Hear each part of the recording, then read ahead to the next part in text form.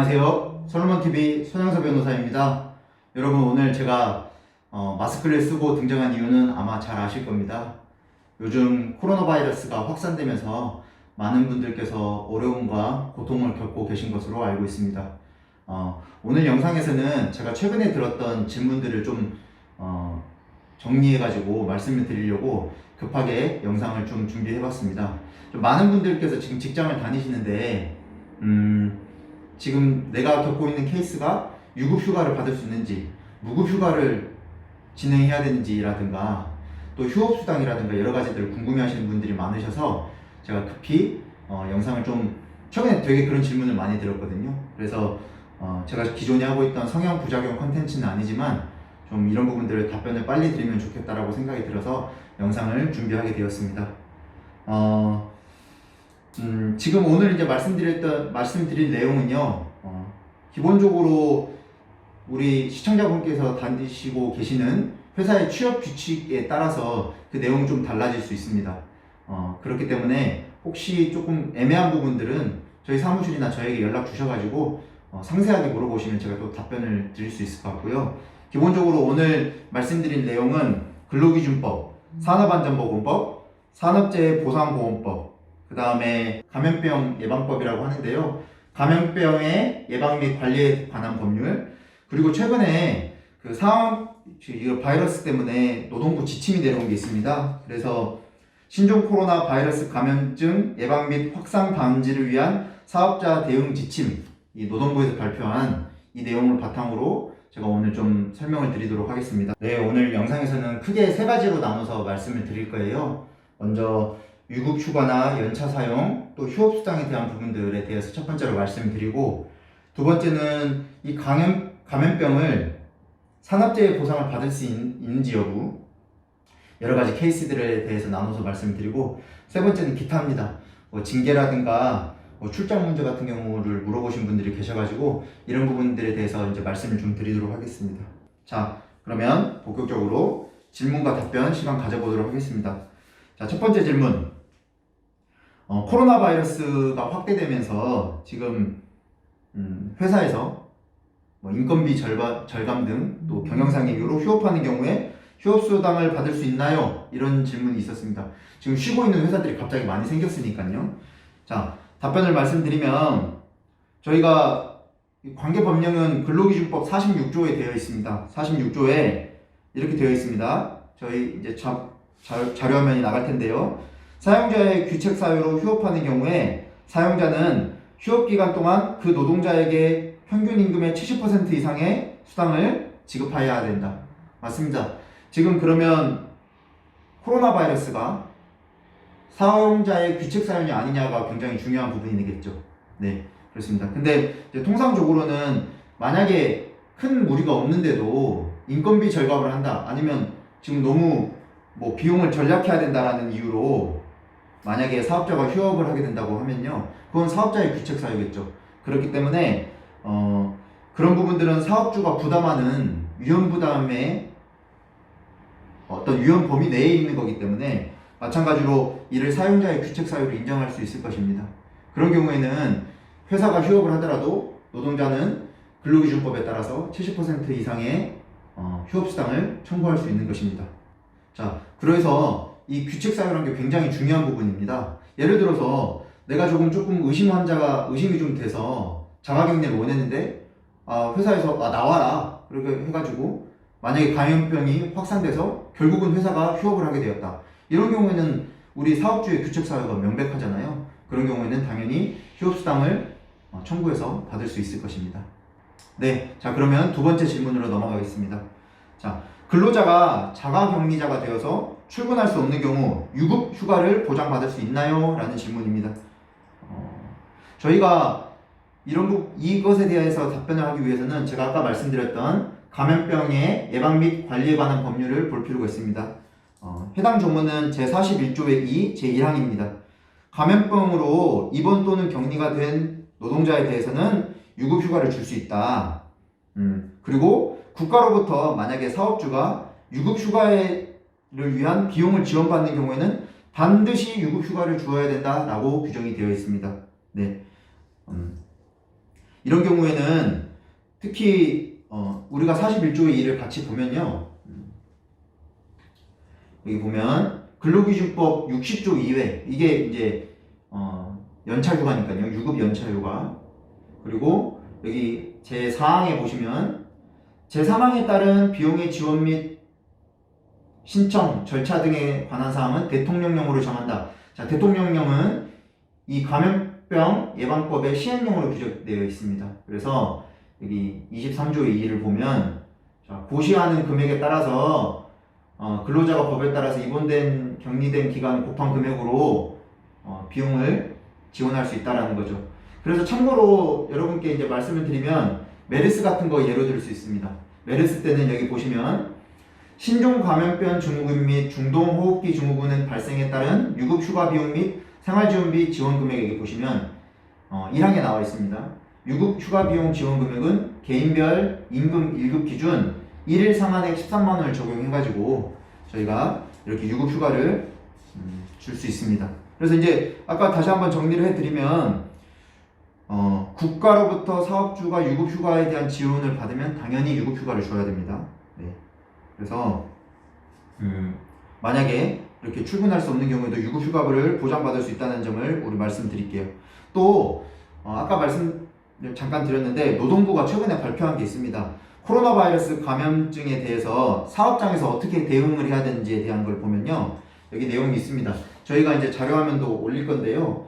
여기 보면 휴가랑 휴업에 대한 기준도 있습니다. 그래서 유급 휴가나 유급 병가를 부여하고 별도 규정이 없는 경우에도 자발적으로 유급 병가를 권고한다라고 내용이 되어 있습니다. 그래서 특별히 근로자한테 불이익이 없게 해라 이번 사건으로 특별한 불이익이 없게 하라고 하는 것이 노동부의 기본적인 지침이라는 것을 여러분들께서 인식하고 계시면 좋을 것 같습니다. 자, 다음 질문은 산업재해에 대한 부분입니다.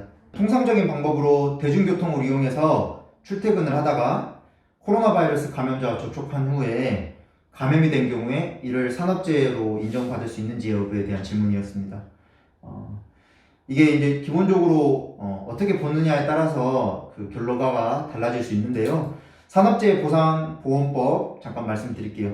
37조 1항 3호에 출퇴근 재해를 첫 번째 사업주의 지배관리하에서 출퇴근 중 발생한 사고 그리고 그 밖의 통상적인 경로와 방법으로 출퇴근하는 중 발생한 사고로 정의하고 있습니다. 즉 우리가 출퇴근하는 경우에 문제가 생기면 그것도 산업재해로 인정받는 경우가 많이 있다는 거죠. 자, 통상 출퇴근 재해의 해당 여부에는 우리 이 부분에 대한 헌법재판소 판례가 있습니다. 헌법재판소 결정이 통상의 출퇴근 중 발생한 재해를 업무상 재해로 인정하여 노동자를 보호해주는 것이 산재보호의 생활보장적 성격에 부합한다라고 판단해서 이런 결정에 따라서 출퇴근 시에도 문제가 생기면 산업재해를 인정받을 수 있습니다. 그렇기 때문에 출퇴근 도중 신종 코로나 바이러스 감염인 접촉 자체를 노동자가 의도하지 않은 사고로 볼 수 있기 때문에 이러한 바이러스 감염은 업무상 재해로 판단될 수 있습니다. 네. 다만 이제 걱정이 된 문제가 될 수 있는 부분은 이 입증이 과연 어떤 방식 어느 경로로 바이러스가 감염됐다라는 것에 대해서 입증은 우리 근로자한테 있기 때문에 그 입증하는 게 조금 어려울 수 있다는 점은 참고를 해주시기 바랍니다. 자, 다음 질문입니다. 이 밑에 케이스들이 다 비슷한데요. 자, 회식을 한 경우 또는 회사 주관 워크숍을 한 경우 그런 경우에 감염이 된 경우에 산재 인정이 되냐 여부입니다. 당연히 이런 감염은 사고로 볼 수 있기 때문에 산재 인정이 될 수 있습니다. 아까 봤던 관련 법률 산업재해보상보험법 제37조 1항 1호에 보면 여기 보면 사업주 지시에 따라 참여한 행사라든가 또 휴게시간 중 사업주의 지배 관리하에 있다라고 본 사고 업무와 관련하여 발생한 사고 등은 다 업무상 재해로 보고 있습니다. 네. 마찬가지로 휴게 시간 중에 그러니까 쉬는 시간 중에 식당을 다녀올 때 그런 과정에서 감염이 발생한 경우에도 그 통상적인 관행적인 방법으로 휴게 시간을 이용하거나 이동하는 경로 중에 감염인과 접촉하여 문제가 발생했다면 그것도 업무상 사고로서 산재 인정이 될 수 있습니다. 자, 아까 봤던 37조 1항 1호 마목에 써 있습니다. 그래서 사업주의 지배 관리하에 있다고 볼 수 있는 행위로 발생한 사고라는 법률상 요건에 휴게 시간 중 사고도 포함된다는 겁니다. 그래서 이런 업무상 재해가 인정되면 우리 산업재해보상보험법에 따라서 저희가 급여 요청을 할 수 있고 보상을 받을 수도 있는 것입니다. 자, 그 다음 질문. 회사의 지시에 따라서 출장을 다녀왔습니다.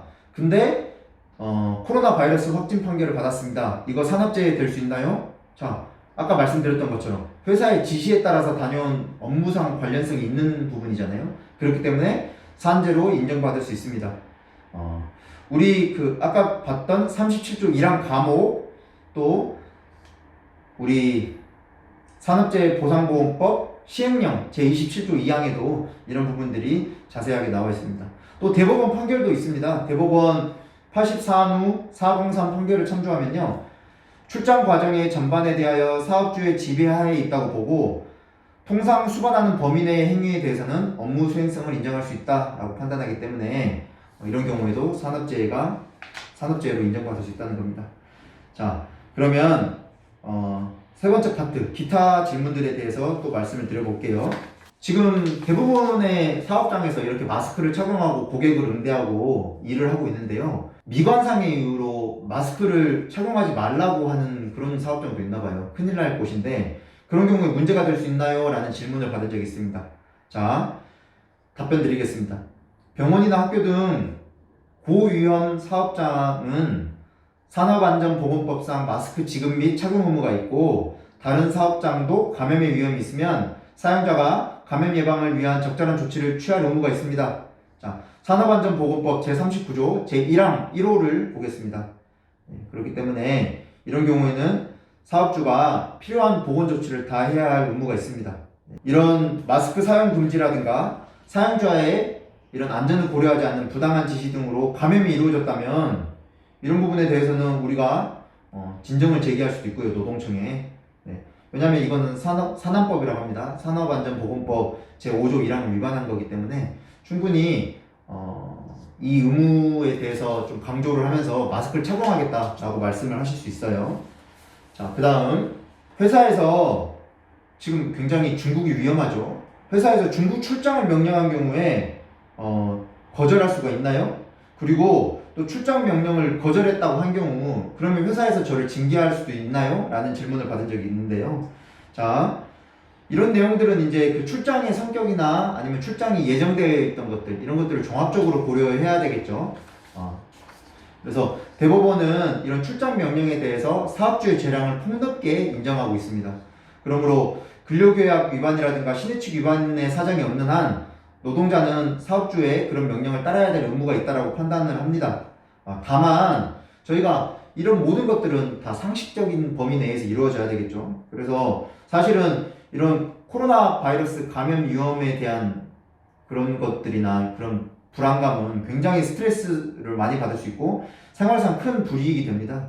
그렇기 때문에 회사 층에서 이런 업무상의 필요성, 이 출장이 얼마나 필요한지라든가 또 출장 대상자랑 합리적으로 좀 대화를 나눴나, 아니면 그 대상자를 정하는데 합리적인 절차를 거쳤나, 이런 경우들을 고려를 해가지고 이 출장 명령의 정당성이 판단되어지겠습니다.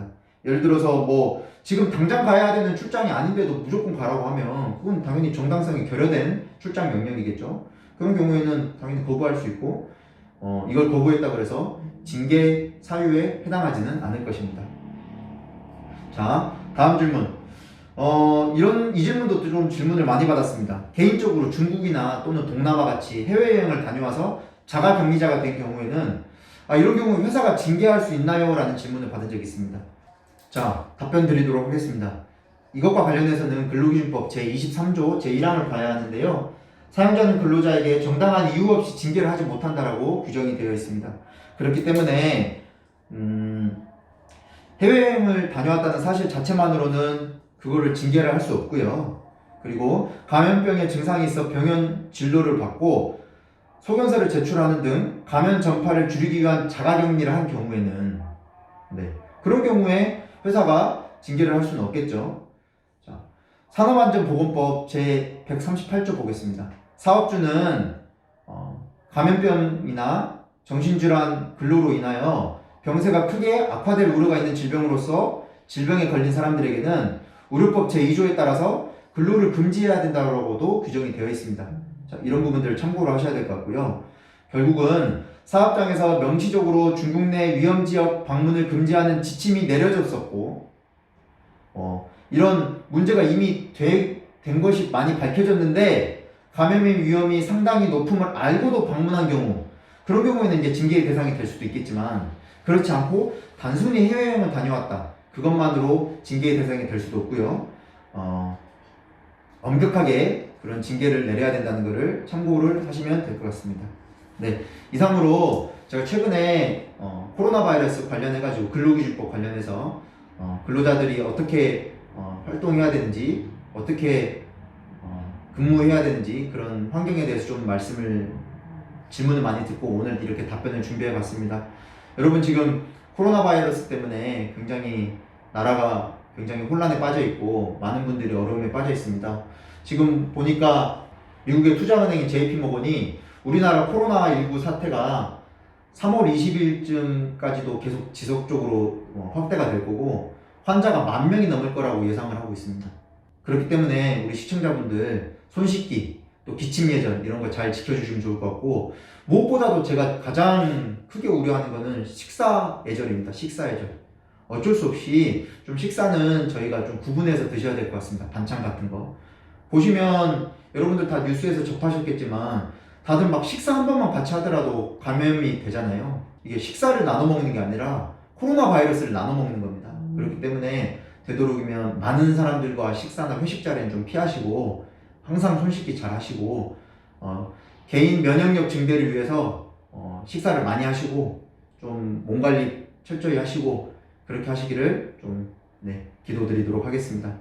네, 오늘 근로기준법 관련해가지고 코로나 바이러스와 근로기준법 관계에 대해서 여러 가지 말씀드렸습니다. 영상 시청해주셔서 감사하고요. 저는 또 좋은 영상으로 다시 찾아뵙도록 하겠습니다. 귀 기울여 듣겠습니다. 소리 높여 변호하겠습니다. 솔로몬TV 손 변호사였습니다. 감사합니다.